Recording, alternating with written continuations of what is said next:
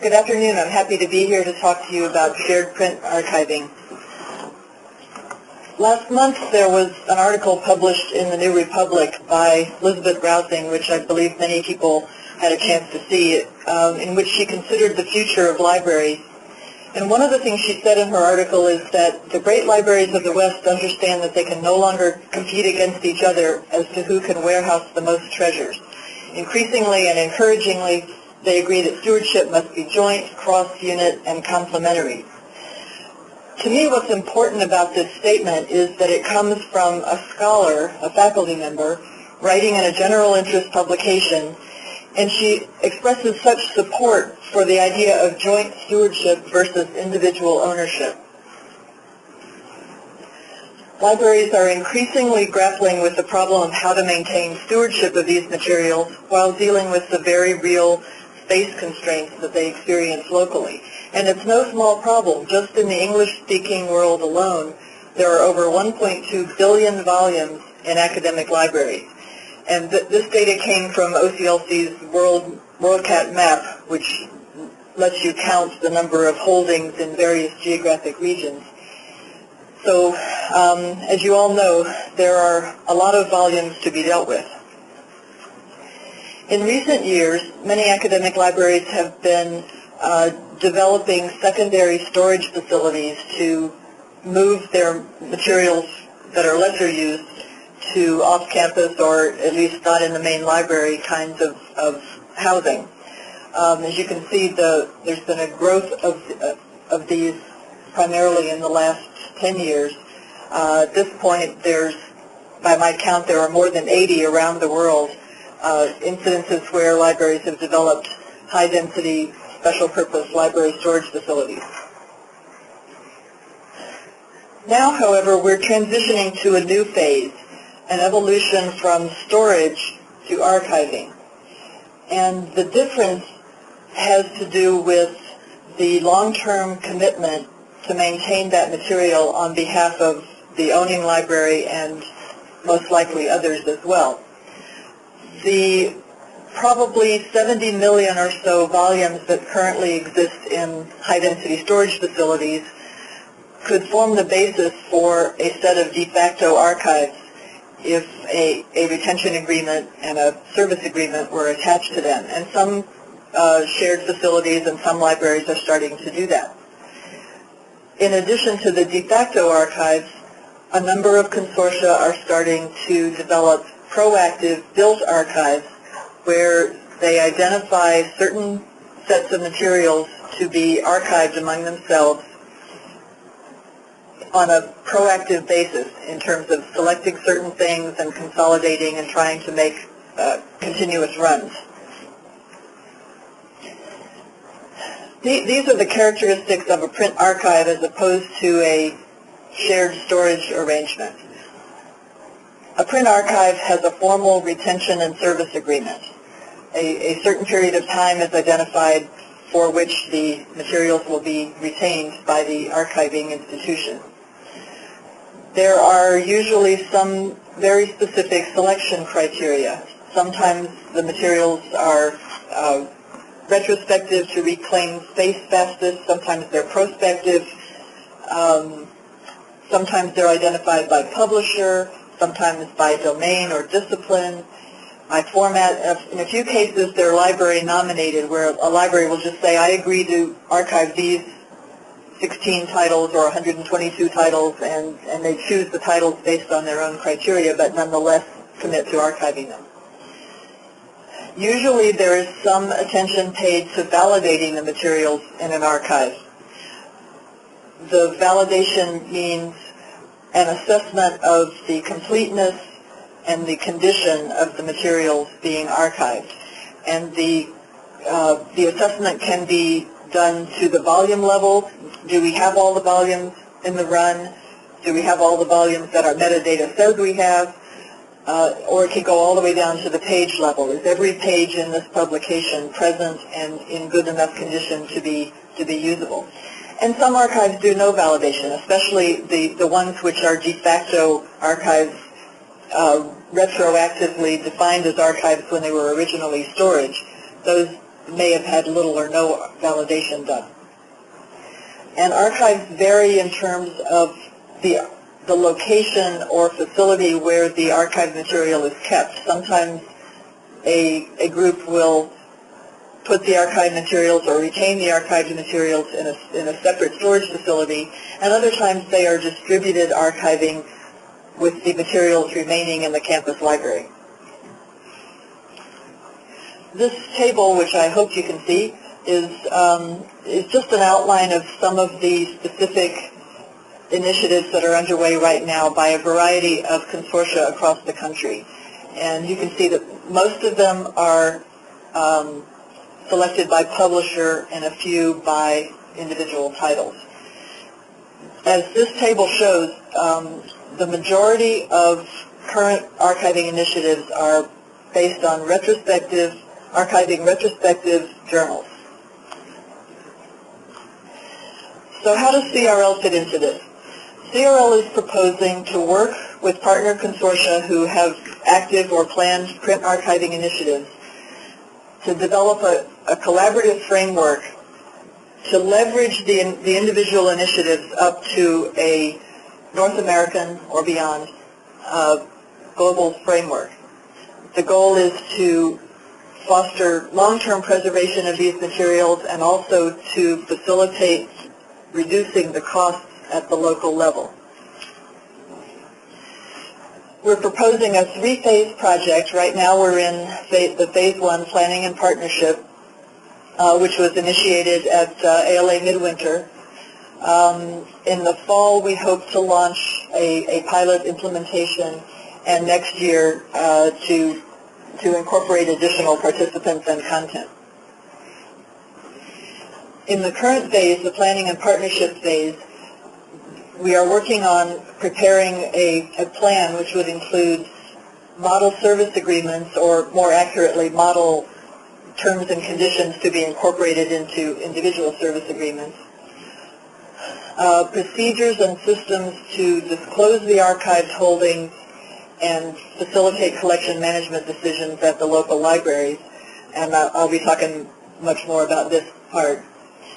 And also a business model to promote continuity and sustainability of this kind of archiving framework.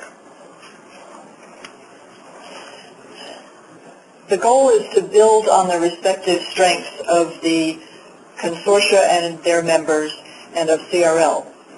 The consortia have long-term relationships with libraries in their regions or in their domains or disciplines if it's a discipline-based consortium. They have these long-standing relationships support a variety of operational resource sharing programs among their members. So they're already used to dealing with each other on operational issues related to collections. And as I mentioned, there's a real groundswell of print archiving initiatives being sponsored by consortia among their members. On the CRL side, CRL, of course, has a long-term focus on print preservation. It's how CRL came into existence in the first place. So it's a fundamental part of the CRL mission statement. And with 250 libraries all throughout North America and a few outside of North America who are members of other consortia, there's an existing interface between CRL's members and the operational regional print archives. CRL also has experience with wide-scale network-level deployment of programs and services and the administration of those. We see CRL as providing an integrating framework among and between the individual consortia in four primary areas.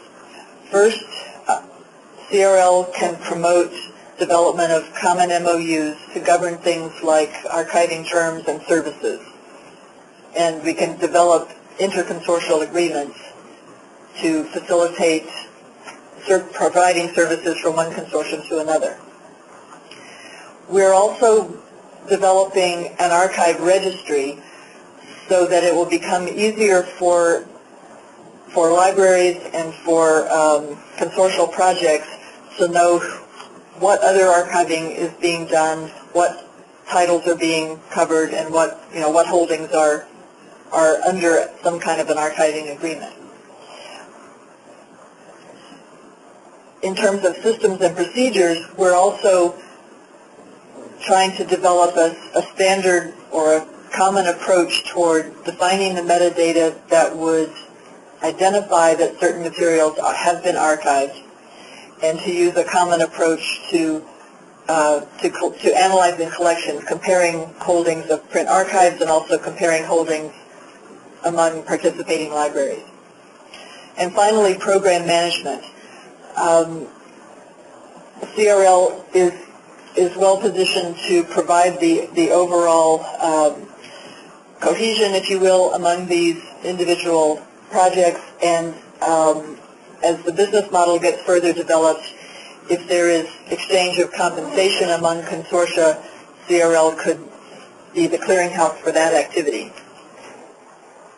We're starting with a prototype project working with 5 specific consortia which happen to be publisher-based archives, and we're using them to develop a proof of concept relationship. And what you can see from this slide is that there is overlap in terms of the focus of these different archiving initiatives. So, for example, JSTOR is being archived, or some titles from JSTOR are being archived by CRL, the Orbis Cascade Alliance, and the 5 colleges in Massachusetts. American Chemical Society titles at Orbis Cascade, 5 colleges in Telsey, and so on.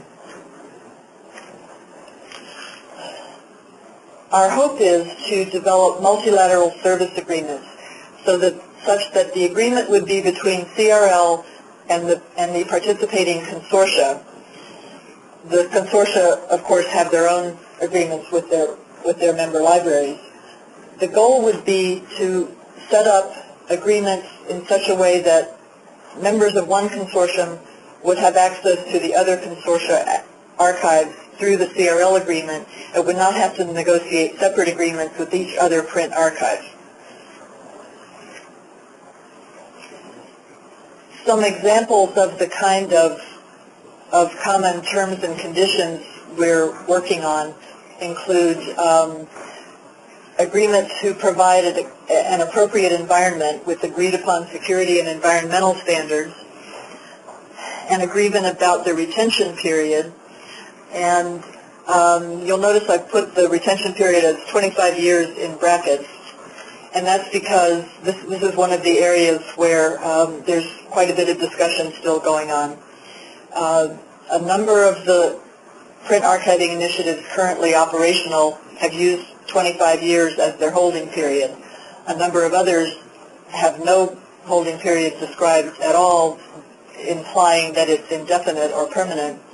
And 1 or 2 have quite a bit shorter holding period, like 10 years. So this is something that's under active discussion.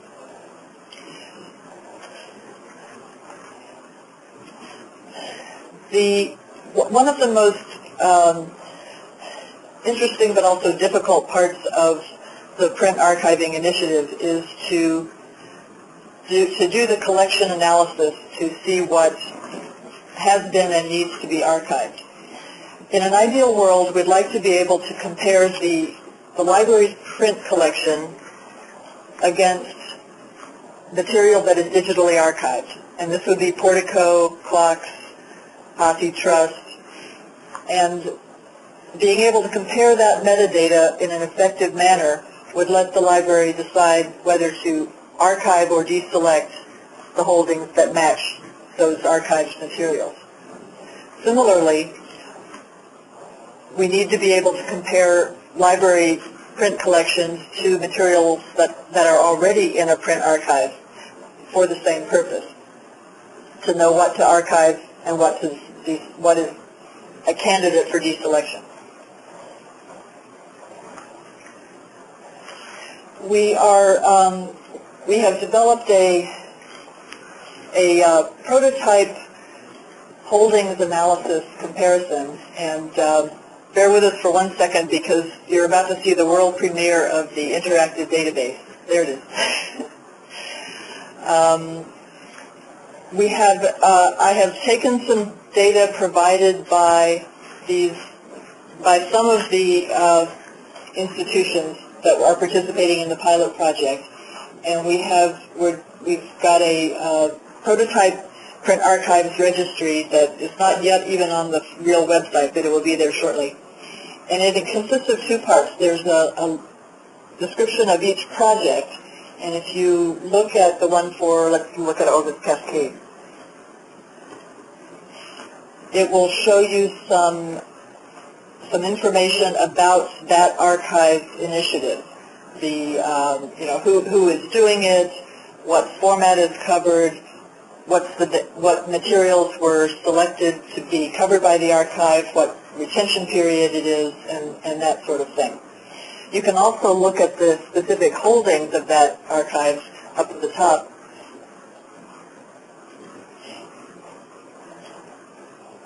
And it will show you for the title, at the title level, which archivers are holding that title in their print archives. And also, I also have added the Portico data, so so if this item is in the Portico digital archive, that will appear also. You can also look further down to see the actual holdings detail by looking at the ISSN.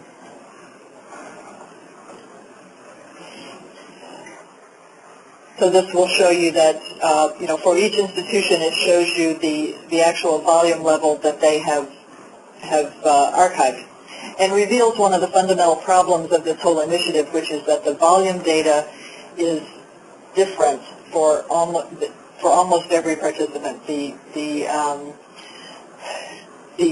standard, the MARC format for holdings data input standard is honored more in the breach than in the observance, and it's virtually impossible to compare these in an automated fashion.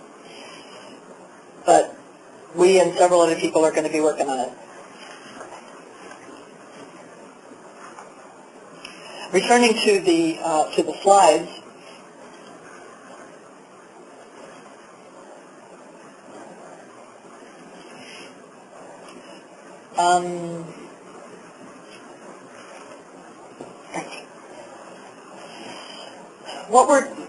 given the difficulties with the holdings data, what we're suggesting doing in the working draft of the plan is to use current OCLC functionality as much as possible as a way to sort of passively disclose the print archiving status. The idea is to record in the WorldCat records that the item is archived. But we don't feel like the collection analysis service at OCLC is sufficient to do the kind of holdings comparison that needs to be done for this, because it doesn't really get to the volume level at all. So we're expecting to have to develop a specialized database for more detailed comparison. And this is something that really benefits from centralization at a level like CRL. There are a lot of efforts going on in all of these consortia right now that are primarily handled by what somebody calls spreadsheet wrangling. And everybody is mashing together different Excel spreadsheets to compare the data, and something more robust and more widely available needs to come into existence. But at the same time, we hope to work with OCLC to develop further features that would support this kind of activity in a better way. So the graph on the screen now is just showing you where the 2 sections of this effort would happen. The current plan is to, as I said, for the archiving libraries and consortia, to use WorldCat for the sort of general level passive disclosure and to support resource sharing. But we would develop, or cause to be developed, a specialized collection analysis system enriched by data from other sources like ORIX, XML Data Service, JSTOR, and Portico, and other places that we could get data from. The funding model that we're working on would take the central costs and divide them among the consortia according to a formula yet to be developed. The central costs would be program management and administration, but most importantly, whatever it took for the collection analysis system and processing. Another aspect of it that's being discussed quite a bit is whether the archive providers should receive some financial compensation from other participants as an incentive to participate.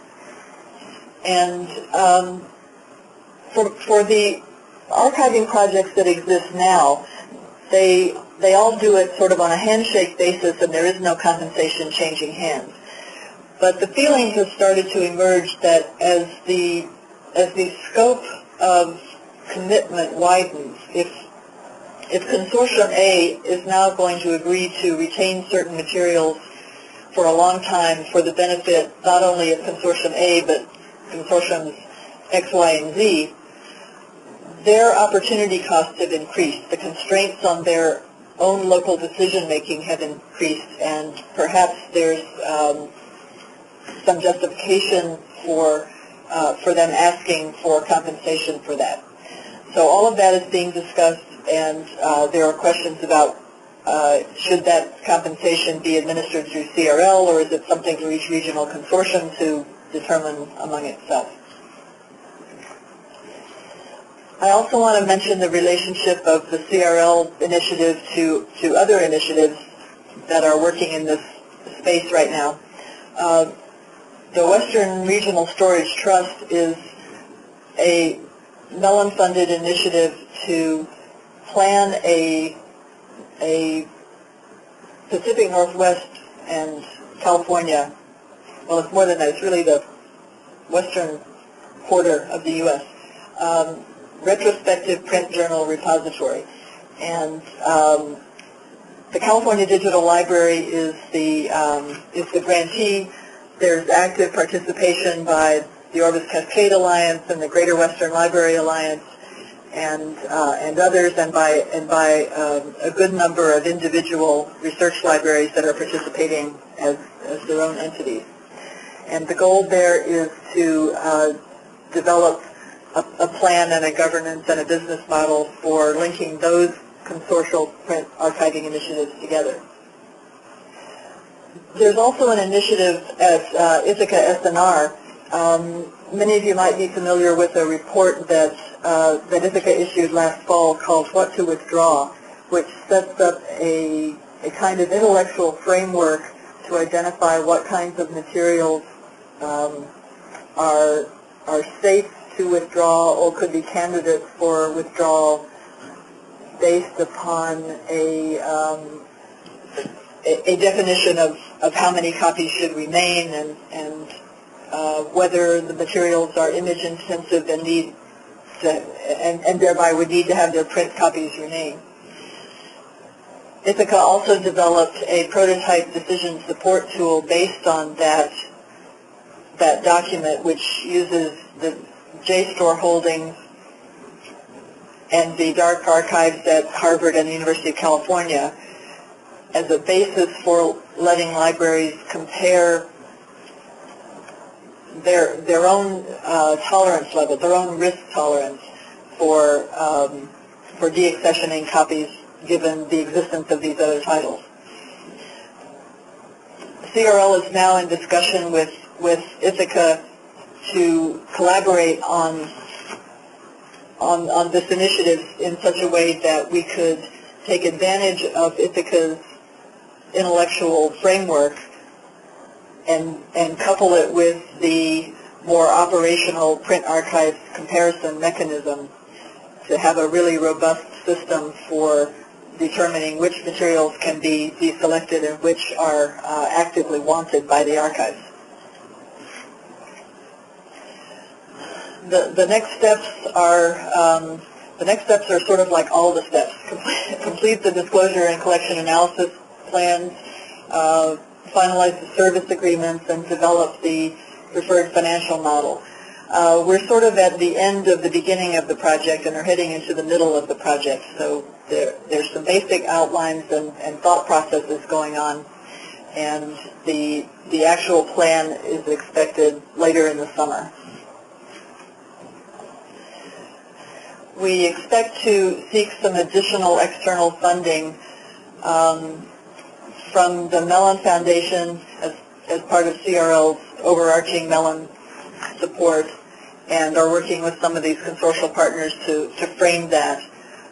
We're also looking at a separate initiative to develop the domain print archives. As Bernie mentioned earlier, the relationship with LLNC for the law library materials creates a prime opportunity for integrating the print archives with their digital product.